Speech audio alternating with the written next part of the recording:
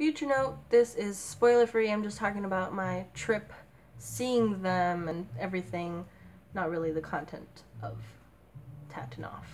Hi everyone, my name is Natalie, but you can call me Kiko, and I saw Dan and Phil 3 times this week. So I didn't actually get to meet them, but I did see them live 3 times. So the first time I saw them, I was actually at Tatanoff. The Amazing Tour is Not on Fire for their book, Tabanoff. The Amazing Book is Not on Fire. So I got tickets for the 8 p.m. show instead of the 2:30 p.m. show because I had bought those tickets a long time ago and I didn't want to hog up a seat for someone else who didn't get the tickets before because they were sold out. So I was like, okay, you know what? I'm not gonna get them. I'm gonna stick to my 8 p.m. show. And it was more convenient because I have a class that day. Class in the summer, I know. I'm taking a hip-hop dance class. Just little side note.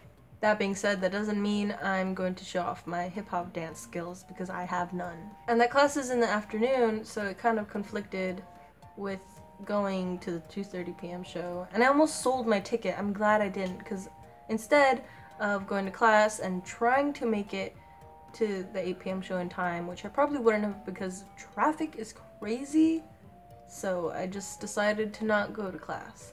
I didn't skip class, I just took my test early.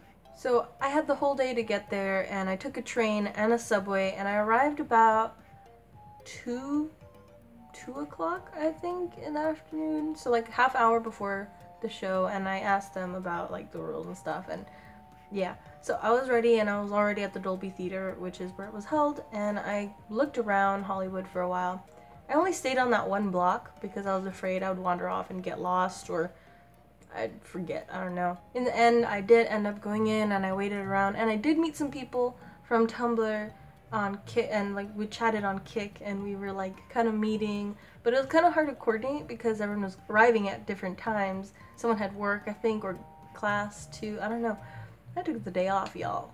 I saw them, and they were kind of far away, and I have bad vision even with my new glasses. It was kind of hard to see, and I was like pushing my glasses against my face, so if you saw me, I would have been like, I saw them, and I think I was kind of shocked because it still hasn't processed that I saw them, because they are real people after all, so I wasn't like screaming that much. Only when everyone else would scream, but I think I did it just to fit in, because if I didn't scream, I'd look like I was dead inside, and I didn't want people to know that. That was the first time I saw them this week, or I guess depending on when I actually decided to put this together and upload it that week. So that was the first time I saw them. That was Thursday, the 23rd. So I missed class for it, and I also missed the first day of VidCon, which was fine. Second day of VidCon, I didn't go to because I was tired, and I was like, there's not really that many events that I want to see or go to, so I was just like, okay. The second time I saw Dan and Phil was actually at VidCon, and it was during a variety show. Dan and Phil were there answering some questions, like speedrun questions. They were there a few minutes, and I was far away. I was up, it was the Kia Arena, so there was a floor, and then there were seats above. So I was kind of looking down at them, and I could see them, and I tried to record pieces of it, but it just kind of looks like there's little black dots on a white screen because the quality is really bad, and the lighting's super bright, so it's all backlight. So I mean, whatever. Okay, I didn't want to capture that move. After they were off stage, I noticed a lot of people getting up and out of their seats and running towards the exits. So I was like, oh god, I know what's happening. Because right after that variety show, they would have to do a panel at the Kia main stage, and I was like, okay, I have to be one of the crazy rushing fans. So I got up, I trampled over the people next to me to get out, and I ran. I ran for 2 steps, and then I walked to look calm, and then I ran a little more, then I walked. Obviously, running didn't help that much because I wasn't that close to stage, but I also wasn't too far. Everyone screamed whenever Dan would say anything. He could just interject, and everyone would be like, and I do have a complaint for VidCon. Don't let people save seats, okay? If they're not gonna be sitting there, you shouldn't let them save, because there was people who were there before me, and I waited there for about an hour after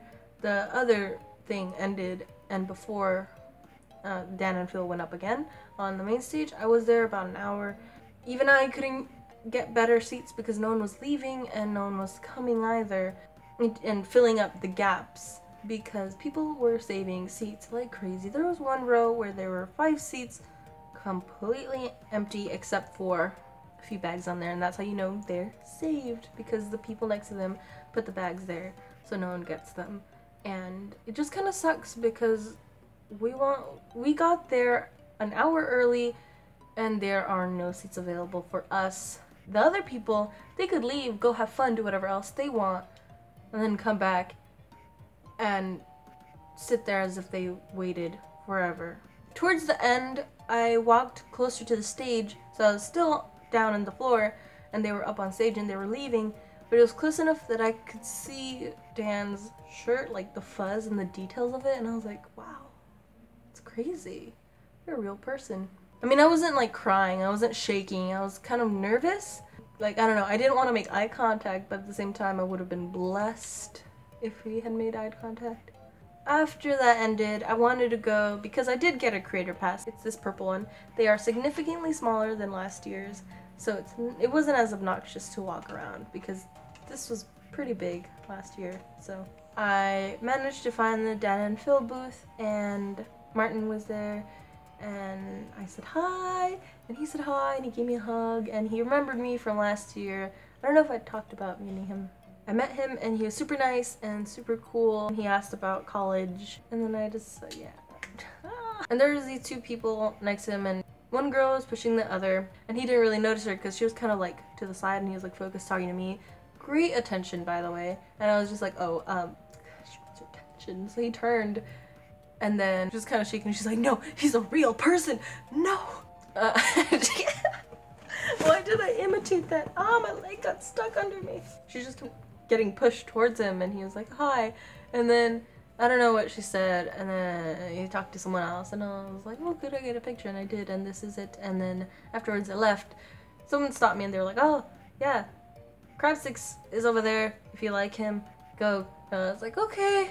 So I went, and yeah, I saw him, but I didn't talk to him because there was a line, and I felt like only the people that were in line were talking to him, but it was mostly to buy merch. It was the Dan and Phil merch line, but he was there.